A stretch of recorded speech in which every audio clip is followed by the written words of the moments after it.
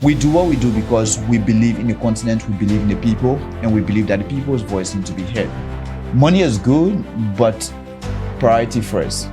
Do it because it's serving the purpose. And if that purpose is being served, the money will locate that purpose. Find yourself, because this profession is very expensive. The kind of equipment that we use, the kind of crew that we use, we are all professionals. Yeah. We could be working for bigger TV stations or in bigger production houses. Yeah. But we chose this path because it is going to serve your child, it's going to serve my child, and then the generation to come after our children when we are no more. And that is what we mean by preservation of history and culture.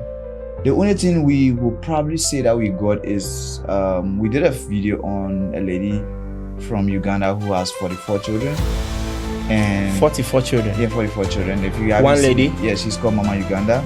So if you haven't seen that video yet, he's going to share the information about my YouTube channel. But check the YouTube channel out and look for Mama Uganda, and you see her. But she's considered one of the most fertile, actually the world's most fertile lady in the world. So she has 44 children. 44? Yes. That's a story that we'll is it that every year she gives birth or what?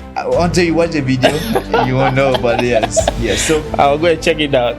But when we did that video, people were like, oh, I've been to other countries in Africa and beyond, Mexico, US, Switzerland, and other places. And what I realized is people embraced, they are so excited to make the best out of everything that they have and make it look very professional and well packaged. How about I be the betweener between this lady and my audience? Okay. Come create a page, post the bread there. When people want bread, contact her. Hi, mommy, somebody wants XYZ amount of bread, or can you serve me this? They serve it, I add a little profit on top of it, resell that bread. That's business. That's business. Imagine if now I'm getting like 2,000 orders or 3,000, 5,000 orders. I'm keeping her in business. I'm making money for myself. I'm taking care of myself. I'm also doing other things.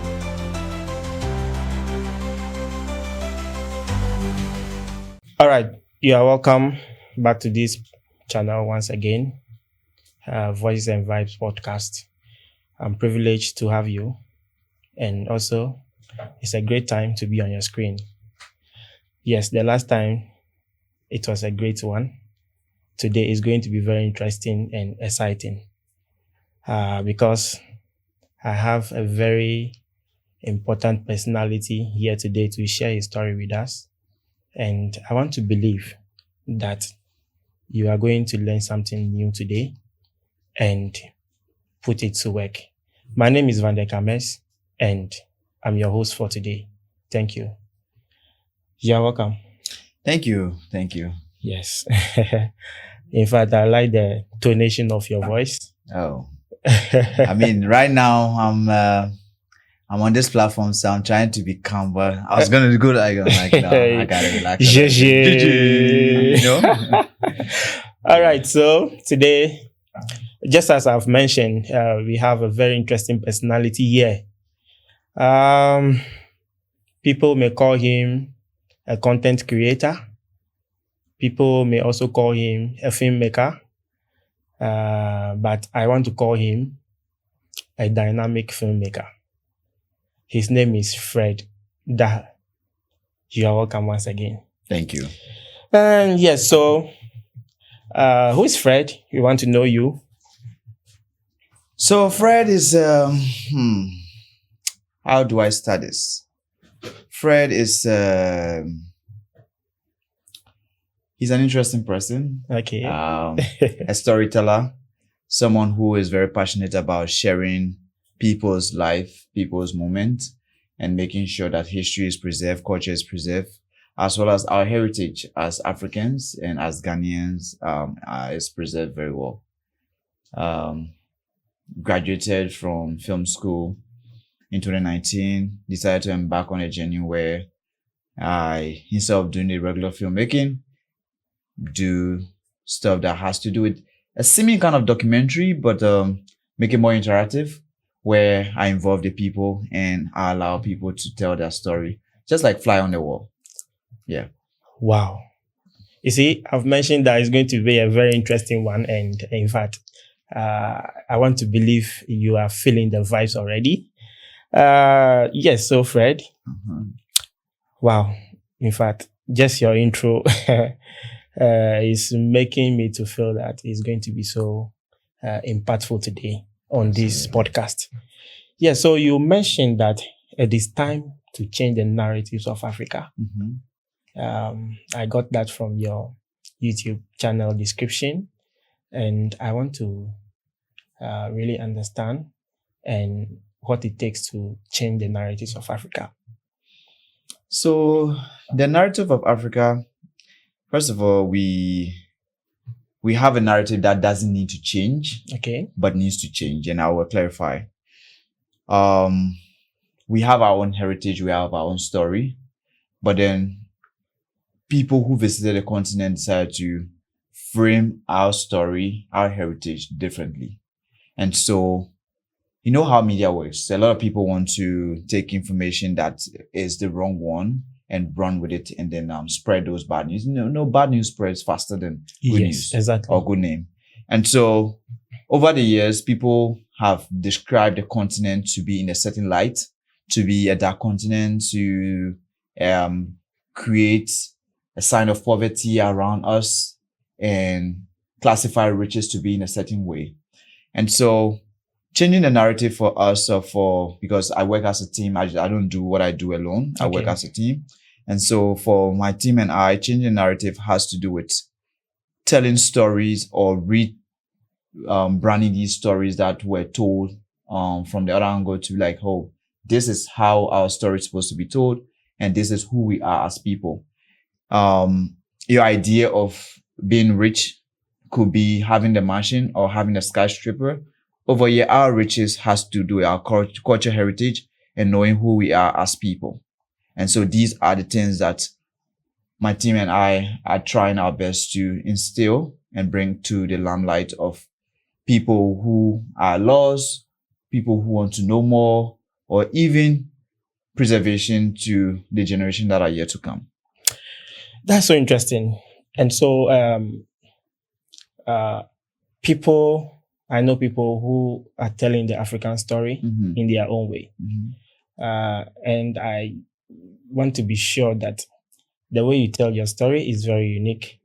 And then myself interacting with some of your videos, I can testify to the fact that your storytelling is a very unique one. In fact, being part of your team for the recent tour to the Volta region, in fact, I must say that you are doing so great. Thank you. And this particular conversation we are having today is to help somebody who is dreaming to become a content creator or a filmmaker.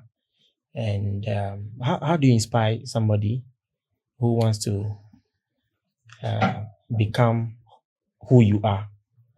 I mean, who I am, I'm Fred Dahe. My team and I, we are just one big production, or we are just a production hub that tell a story. We are not anything big. If you see us big, congratulations to that. We are excited to accept that. But what makes our story unique, before I come to your question, is the fact that we believe as a team that everyone has a hidden light in them. Okay. Everyone that you see that tells you that do not filming or that is going through something that is sad, they have just a little light in them that needs to be sparked. And so our storytelling focuses on bringing the joy out of the people, making them feel comfortable, and then now asking them the relevant questions of what is their purpose around whatever they do, or what's their purpose in life or society.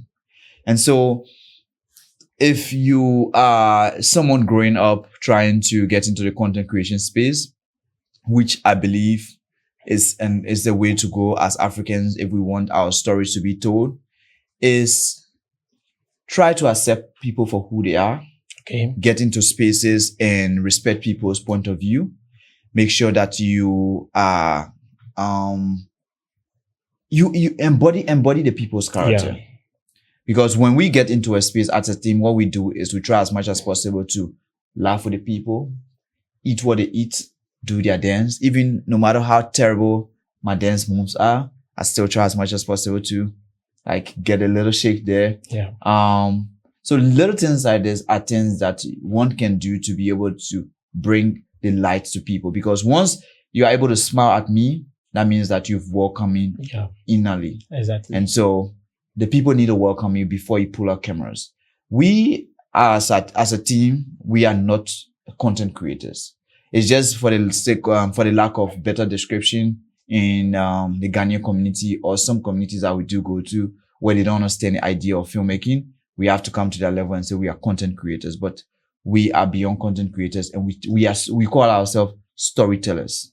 So we tell stories instead of it being by the fireside. We bring it to your phone and then make sure that you watch and smile, just like the way that when our forefathers used to sit by the fireside, they tell a story and we'll be all excited. That's what we try to do with this. That's great. Okay. Africa as a whole is a very interesting continent. Now, if you travel the length and breadth of Africa, you realize that we are one people, and then whatever we do does not or is not different from what others do in the continent. Absolutely. If you want to compare maybe Ghana to, or even within Ghana, Volta region, there are certain things we do which is common to, or which cuts across all the other ethnic groups in the country. And I want to believe it cuts across the whole of Africa. Right. So I've realized that since you are a filmmaker and a storyteller, you've traveled the length and breadth of Africa, and not Africa alone, but your experience in Africa alone, how does it feel? So my experience in the continent, I've been to about, we are hitting the 15 country mark. 15? Yeah, 15 country mark. Wow. But our experience, what we've come to realize, it's one people, just diverse language, but same food. So you have a work player when you move to places like Kenya, it's the same a work player, but now it's called, oh Lord, what is the name? Okay, so I'll give you it. In South Africa, it's called Paps. Okay. In Kenya, it's called, jeez. When I remember, I'm going to tell you. That's fine. It's the same ingredients of food that we have, just prepare the same method of preparation, but different name. Okay. And probably one might eat one, yes, with pepper, the other person will eat yes with stew and those things. So like, yes, the name is ugali. So ugali in the north, when you come to Ghana, in the north, for instance, they'll call it TZ. Okay. You come here again, it's called Ewokple. So same lifestyle, same people, just different languages. And then the whole idea of the Berlin Conference that led to the separation of the individual countries are, oh, hey, you belong to Ivory Coast, hey, you belong to Ghana, and those things has also created that separation. But the reality or the fact of the matter is, if you move from here to Togo right now, and you, like, within few kilometers within the borders, you realize that same language here is the same language in Togo. Yes. Apart from the colonial language, which might be French, the local people are the same, and trading among them is the same. So that Berlin Conference just created that separation. But from the experience, I think it's just one people experiencing different leaders. Yeah. How is it like to travel across Africa? It is interesting. Interesting in the sense that, first of all, the continent is beautiful. Every country has its uniqueness. Unfortunately, I don't have favorite countries, because what we do as a team is whenever we get to a country, we want to make sure that we bring the best out of that country and make sure that we tour the entire country to be able to tell the effective story. But then on the flip side, it's difficult to travel within the continent because, one, the cost of traveling within the continent is expensive. There's language barrier. And then overall, there's a system where we need to apply for visa, and there's no free trade among us. And so it makes that uncomfortable for a lot of us to make the trips. For me and my team, we don't care. Whether you stress us or not, if we want to do something, we'll try as much as possible to get it out of you. Yes. May you have the spirit that doesn't make you surrender. Oh no, we believe in not giving up. I personally look up to people like Nkrumah and Malcolm X and other people, or the Sankaras, and I feel like if they had given up, I don't think you and I would be in this room having this conversation, feeling this comfortable.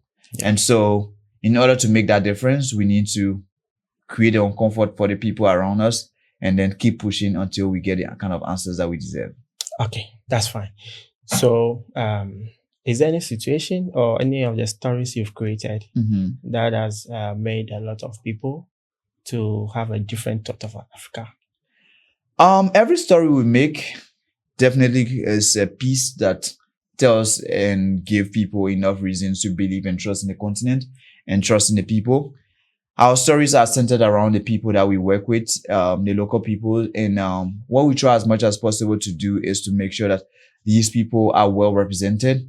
And so the dance, the rhythm, the food, the costume, because I'm from a filmmaker background, my team and I try as much as possible to inculcate all of these things. And so right from the first shot that you see in the video, decide, oh, wow, where did he get this costume from? Oh, wow, what kind of music are they singing? I hear them singing too, Bobby. I have a baby. How can I bring out my child to be able to understand that this is who you are as a child? You belong to this kind of ethnicity and your culture is rich.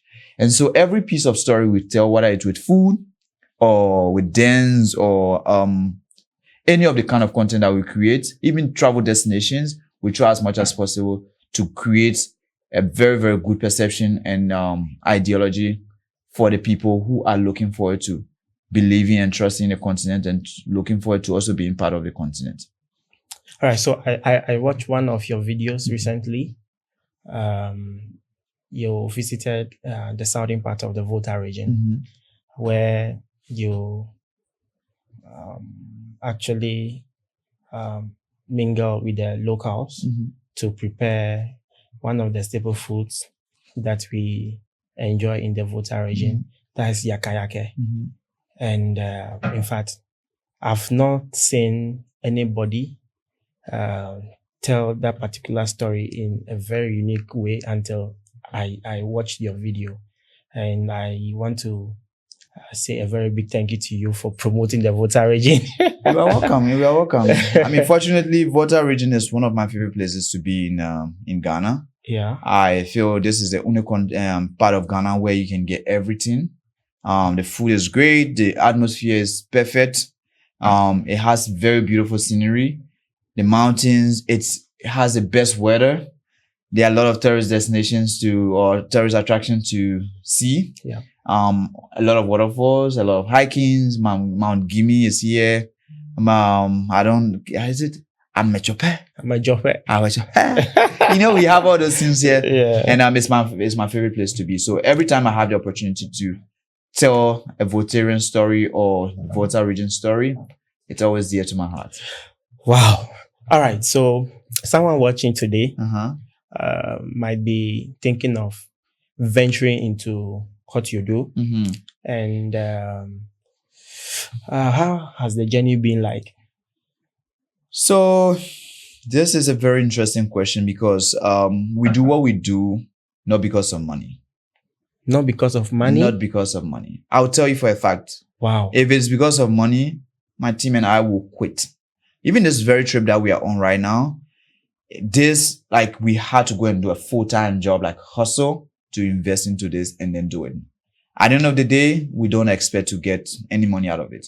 YouTube monetization doesn't pay any bill. I'll give you a scenario. Okay, that's fine. I have been to Kenya with my team twice. The trip cost us about $10,000 per trip. Wow. $10,000. I haven't made that amount on any YouTube? social platform yet. Okay.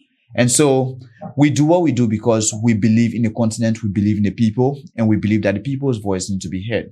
And so when you are coming out to do this, do not see and say, oh, because XYZ person did it and they said they are making $1 million, and so you come into it to do it. You are coming in for the wrong reason, and your energy is going to be drained, because few months or few weeks or a year into this, you realize that it's not meant for you, because you start struggling, you'll be broke, you will start looking for other options in life. And this is not what we are about. For us, if the people are happy, if you can watch a video and smile and accept and be part of that, wow, this is where I'm from, this is who I am, this is where I belong to, that alone is more than enough for us. Wow. Yes. So again, to you guys watching, if you think you are going to start this because you want to get paid and you want to get rich, please stop. Don't come. Don't attempt it. Money will follow. Okay. Good things will always locate you when you're doing the right. You have the right structure. So money is good, but priority first. Do it because it's serving a purpose. And if that purpose is being served, the money will locate that purpose. Yeah, so I mentioned to you that it's going to be very impactful and very interesting. If you are still watching, please stick and stay with us, because we are just starting. Subscribe to the channel if you are new here. Share the link with your friends and families so that they can also be part of this family. Now, let's go deeper. Okay. You mentioned that if it is about money, go to sleep. Go to sleep. Absolutely. I mean it. Go to sleep. That's interesting. So YouTube is not about money? Honestly, YouTube is not about money, because come to think of it, before you make money on YouTube, it has to do with your geographical location of where your viewership is coming from. Okay. And then how long are people staying online to watch your videos and those things. And then before you come to, okay, how many views am I getting on the video? So all these things, by the time you realize, you can get 100K on a video and that money can still not even be up to $100 or $200. Wow. So how about this Volta region trip is costing us about almost close to $1,500 or $2,000 just for Volta region alone. Will I make that money from this? No. Would I even make that amount from any of the video 5 years from now? I doubt it. But the part of it is the people of Volta region voice will be heard. The places that we're going to and we're asking people to visit, those places will be visited. And then the locals who are working there, who needs to be tour guide in order to feed their family, they'll also be able to have that deliberate to be able to do what they are supposed to do. That for us means a lot. We are serving the purpose. And again, find yourself, because this profession is very expensive. The kind of equipment that we use, the kind of crew that we use, we are all professionals. Yeah. We could be working for bigger TV stations or in bigger production houses. Yeah. But we chose this path because it is going to serve your child, it's going to serve my child, and then the generation to come after our children when we are no more. And that is what we mean by preservation of history and culture. In fact, I'm learning a lot today. All along, I thought YouTube money could afford you a 3-story building. But I think I'm getting a new perception of how this content creation field or journey is. Well, so if you are watching this video, yes, you are welcome to the content creation space, but just know that you are going to do it for the for the spirit of, or you are just going to do it as part of your passion, and don't expect so much. Yeah, but also let me just clarify this. Okay. It's also the direction that we have chosen. Okay. Right? We do not believe in quantity. Wow. Quantity will get you money. we believe in quality. And so our production style is what makes our form of storytelling and what we do very expensive. We could take our phone or a GoPro and go to places and visit 10 places within a day, post those videos, post 20 videos per week, 20 videos per day, and we'll make money. But we want you to be able to watch this, like what we do 5 years from now, 10 years from now, and still relate to it and feel like, wow, this is impactful. Wow, who is this guy? We wake up every now and then, we get a call. Oh, wow, we watch your video about someone baking bread, someone doing this. Meanwhile, that was the video we did like 7 years ago. 7 years ago, or 5 years ago. And so stuff should continuously be relevant and not trendy. We don't do trends. So. Okay. Now let's go back to Africa. How do you balance, the success stories of Africa in general to that of, let's say, other continents? Can you clarify success story in terms of success story in terms of culture? Okay. There's places where the culture is lost, forgotten. Okay, but Africa is doing so well to preserve its culture. Okay, if you go to a place like China, they revere their culture so much. So you come to Africa, Ghana specifically is doing so well to preserve our culture. There are other places where you go, if you realize that the culture is lost. You get it? Yeah. So what then do we do to balance the success stories of some of the African countries to others? I'm still not sure if I get this question right, but this is what I think.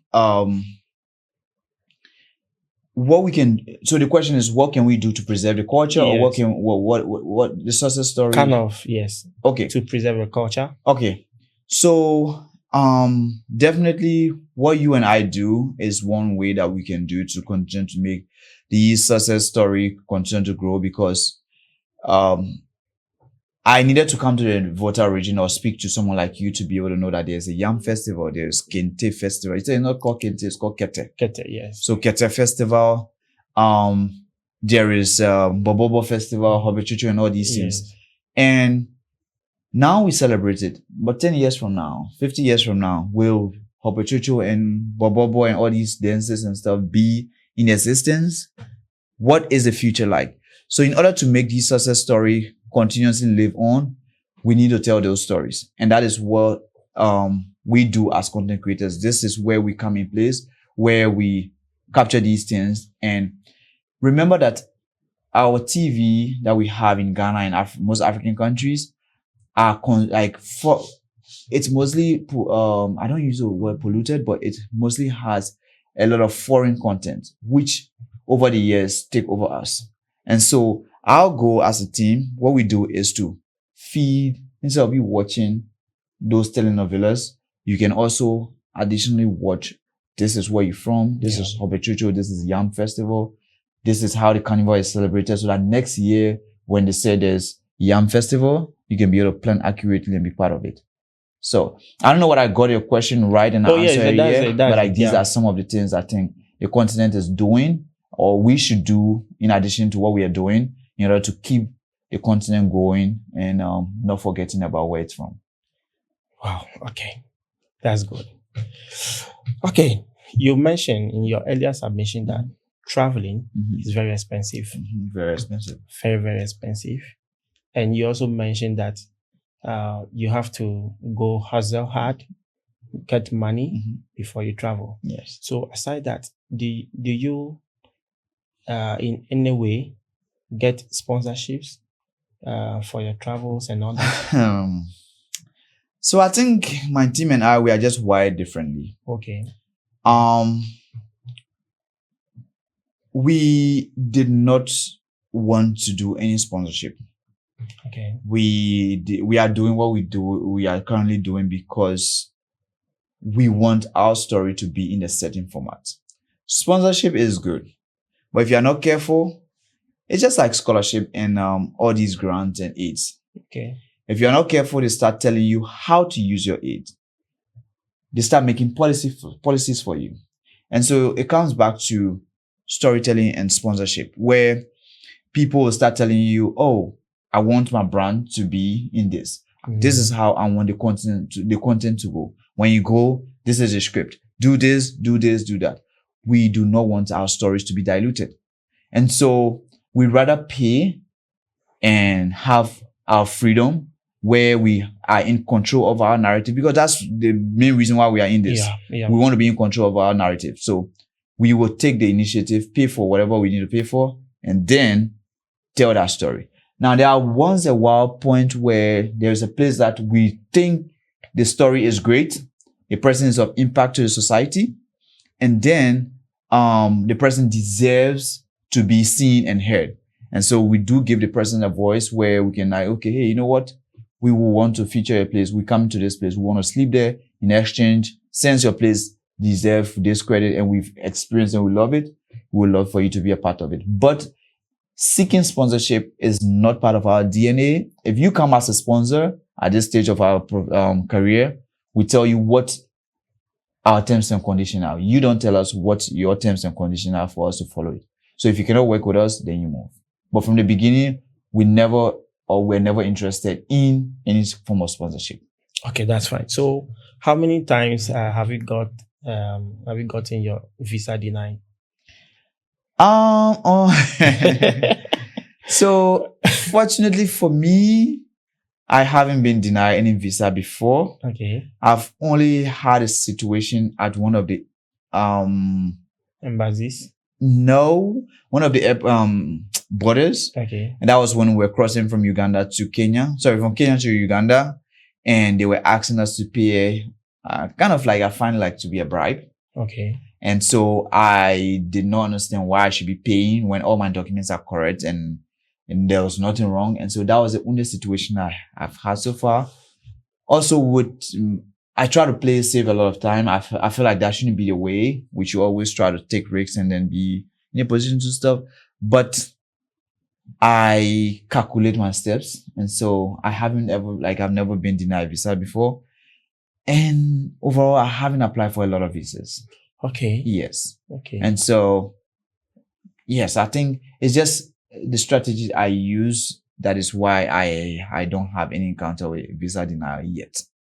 Okay. So if you want to know the strategies, I will help you get in touch with him so that he can share the strategy with you if you are planning to travel across Africa to tell stories. Yeah. But remember, I'm not a travel consultant. So if you are coming to me, I'm only going to share my experience with you so that you know how to maneuver yourself should anything happen. Exactly.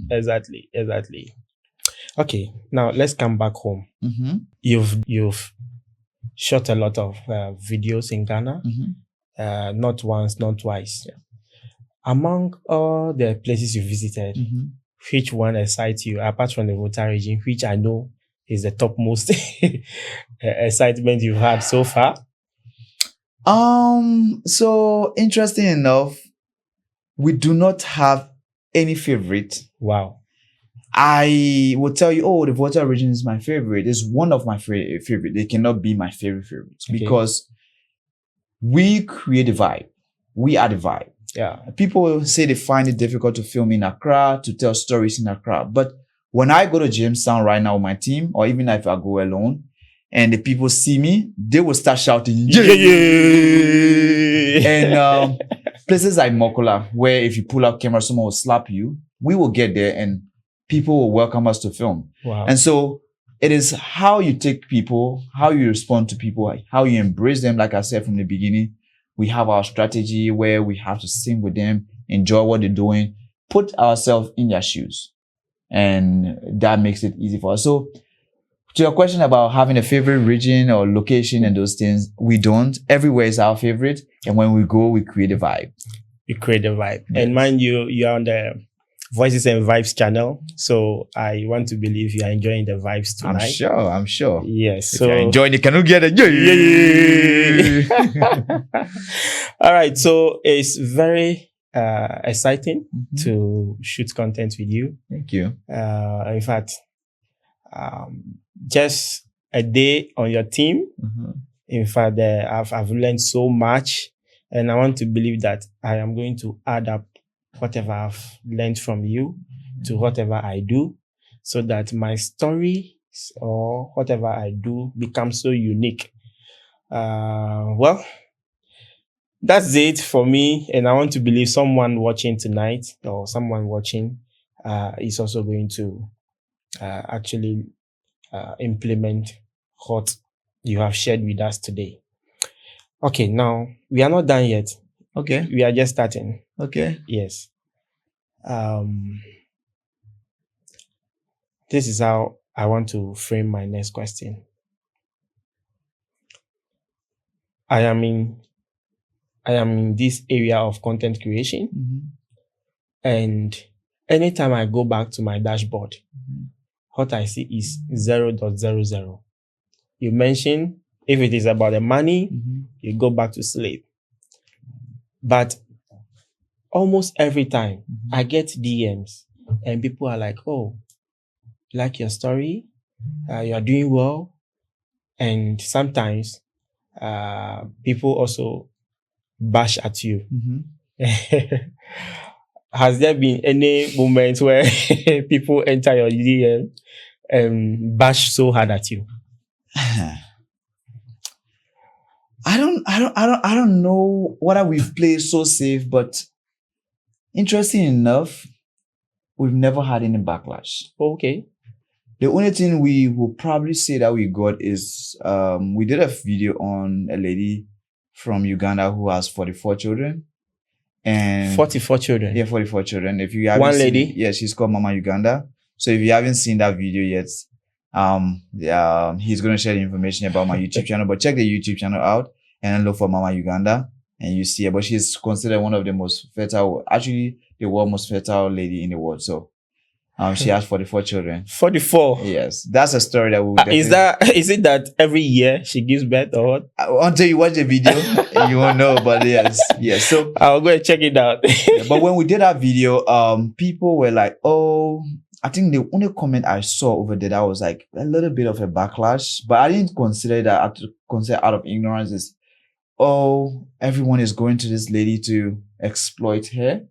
And that was my first time getting a comment like that, because every time we do a story, it's more either the person's business is uplifted or people start patronizing that service. And so when that comment came, I was like, "Oh, it's one of those comments." But out of about maybe 1K or 2K comments that were there, it was just this one comment that was like saying this. Okay. So personally, we haven't had any backlash yet.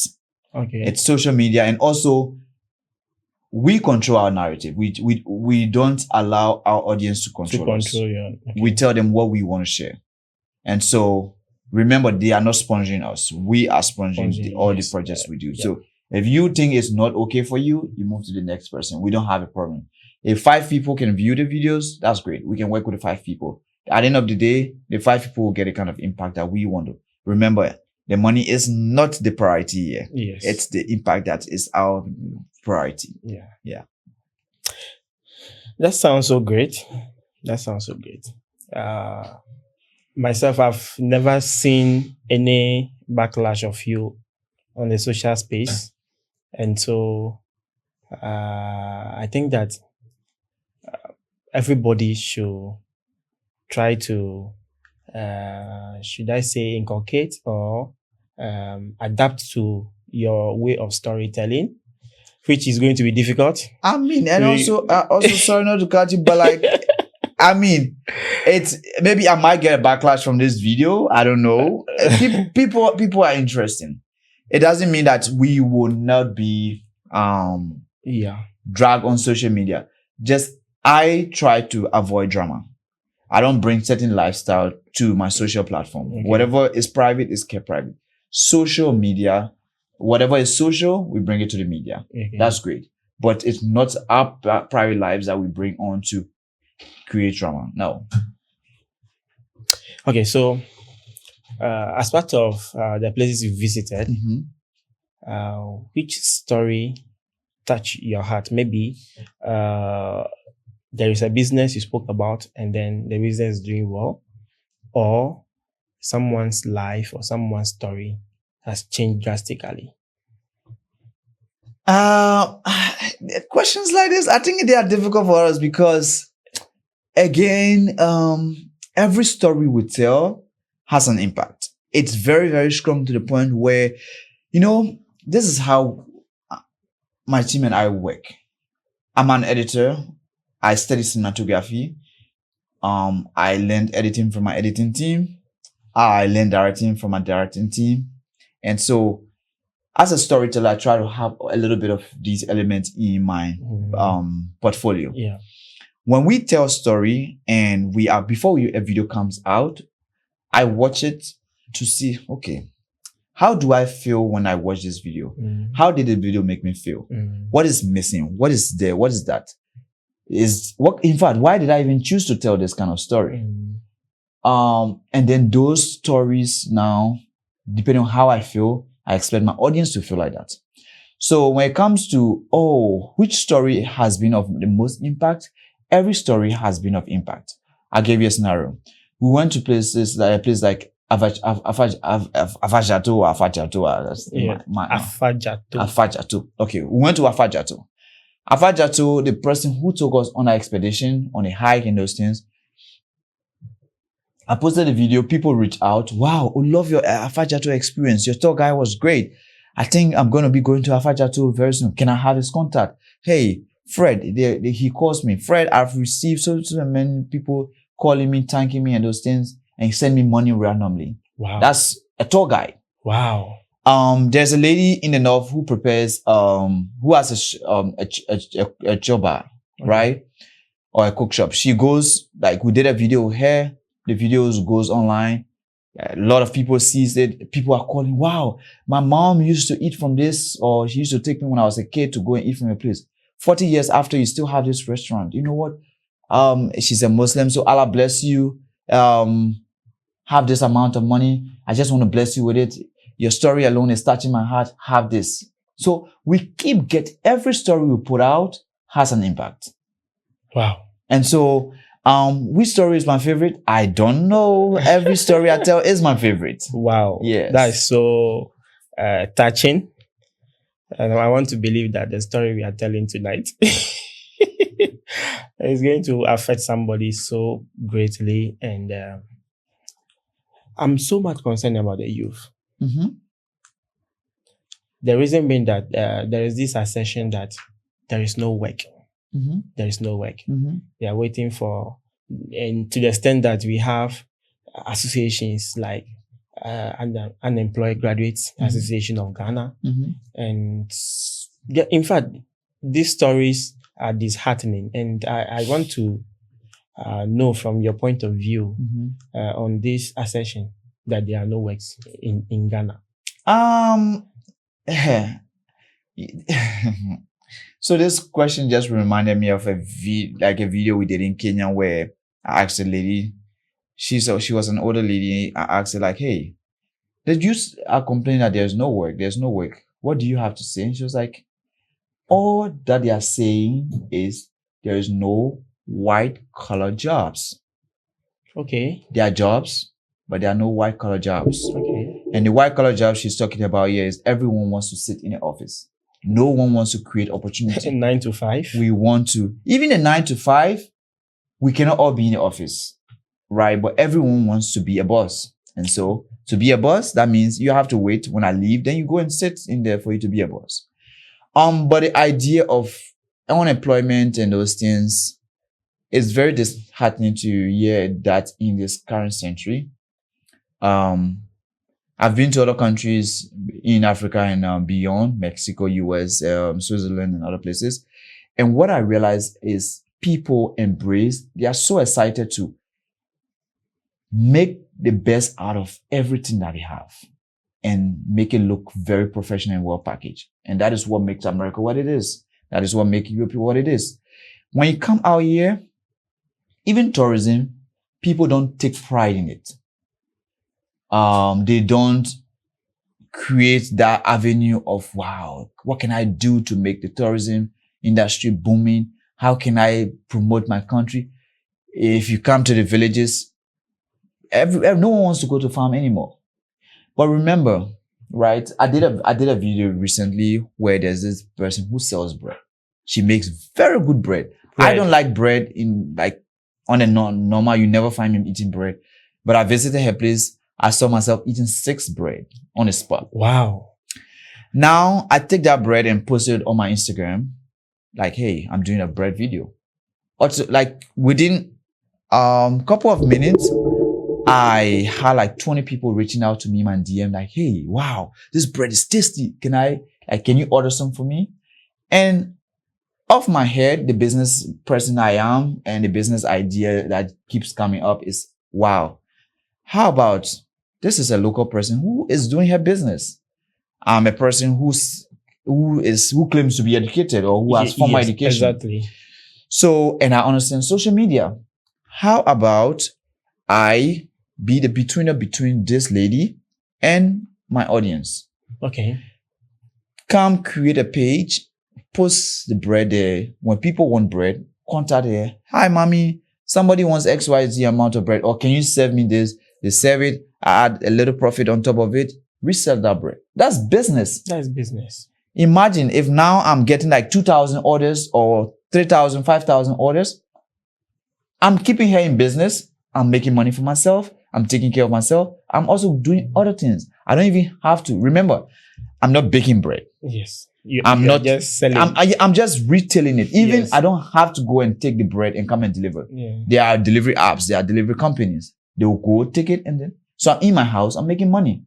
These are things that we could be doing as Africans or as Ghanaians to be getting jobs. So the idea of there's no jobs, I understand, but I feel like to a certain degree, it's just out of laziness that we are refusing to think about opportunities around us. Okay. That even reminds me of one experience I encountered just recently.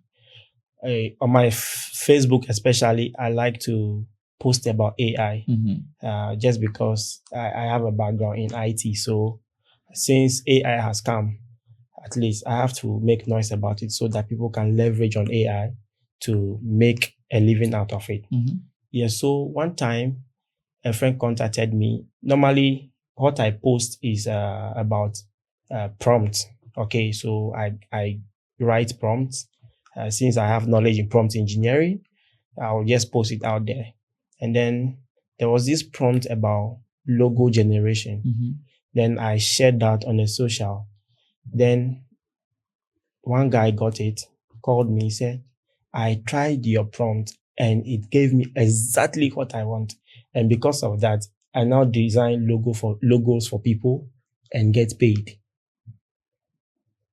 When I heard this, I was so amazed to the extent that even gingered me to post more. Right. Yeah, because I'm getting positive results out of it. Yeah. And again, this is also part of the reason why we do what we do, because if you look at my video, it's not like I don't have access to the city. I've worked with so many government board, Switzerland Tourism Board, South African Tourism Board. I would name a lot, right? But I like to go to the local people because they have very affordable resources. It's from their farm to their port. They process it for their own consumption. They do whatever they produce is very, very healthy. And so when it comes to you as an educated person, I go there, create those opportunities, like someone making groundnut oil, someone making palm oil, and those things.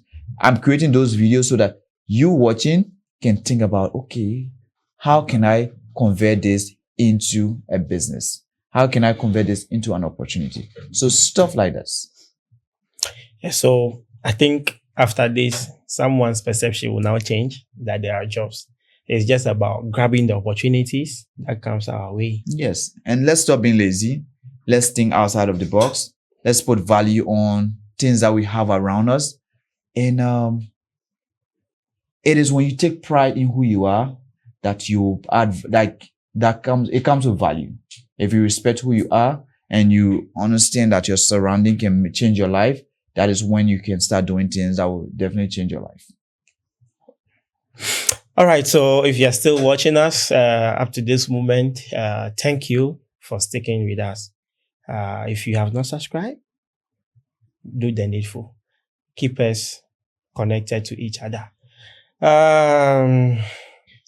Your final words. My final words: get off, stop being lazy, think outside of the box, be an African, be proud of who you are, and you have to give the J. And but overall, it starts with you. If you don't tell your story, someone else will tell it for you. And the hunter, and I've forgotten how that saying go, but the lion and hunter, right? Yes. there are two different stories here. So it's either you are the lion telling your own story, or the hunter can tell the story however he wants to tell it. So it comes back to us. Let us take pride in who we are as people and tell our own story, and make sure that we are excited about who we are and the things that we have, and cherish them. Yes. All right. So let's take charge of our own stories and tell it the way we want. It's been so good having you on this podcast. Thank you. In fact, you have gingered my spirit. Are you sure? Yes. This one that you are looking, I'm gingering your spirit and you're sitting there. Should I give you the GG? When I ginger your spirit, what do you do? GG. Yeah, so it's an honor than me. And I want to believe that God is going to take care of you. Absolutely. Believe that. Amen. Our path will cross one time to come, and we will have stories to share. Absolutely. Yes. Absolutely. So God bless you so much for honoring our invitation. Thank you. In fact, we are just starting. This is our second episode on this podcast. Thank you. Thank you. Yeah. And I appreciate that you decided to bring me along and share with your audience. I believe that an audience is an audience. Like if it's 5-10 people who be at the beginning stage of this, I encourage them to keep staying around, because from what you shared with me, there's a bigger picture, bigger vision with your team and everyone who is part of this. And so let us trust, we are all going to trust you to do a good job. And you guys are already doing a good job. So thank you for having me and my team. And this is not going to be our last time in the Volta region. I am actually looking for land and places to buy so that I can start either a farm or real estate and those things. So you'll be seeing us a lot often in this region. That's fine. Of course, I'm married now, so I don't think I'll be taking the wife from the Volta region. But you see us, my family and I would definitely move to the Volta region at some point. How do we end this together? And don't forget to subscribe to my YouTube channel as well. My name is Fred Dahe, especially for those of you who are looking forward to finding some of these videos we spoke about. Yes. On YouTube, it's called Fred Dahe. The Dahe is spelled D-A-H-E. Fred is F-R-E-D. Yeah. Okay. All right. So we're out. All right. Yeah. Peace.